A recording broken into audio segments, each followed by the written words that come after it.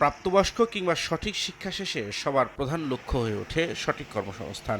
এর মধ্যে অনেকেই পাড়ি জমান প্রবাসে। সাম্প্রতিক বছরগুলোতে বাংলাদেশের তরুণদের কাছে আকর্ষণীয় গন্তব্য হয়ে উঠেছে পশ্চিম ইউরোপের শিল্পোন্নত দেশ ইতালি। পারিবারিক বা স্পন্সর কিংবা বিভিন্ন উপায়ে ইতালি পৌঁছেও অনেকেই পড়েন বেকারত্বের ফাঁদে।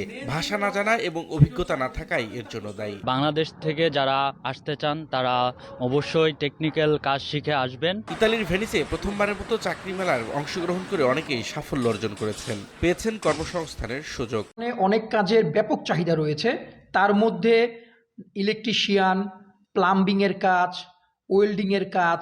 অনেক বাঙালি ভাই বোনেরা খুব অতি সত্বর চাকরি পেয়ে গেছেন, বিভিন্ন জনের ইন্টারভিউয়ে কল এসেছে। ইতালির মতো উন্নত দেশে দ্রুত কর্মসংস্থানের জন্য দরকার অভিজ্ঞতা এবং পারস্পরিক সহযোগিতা, এমনটাই মনে করেন কমিউনিটি নেতারা। সময় সংবাদ, ইতালি।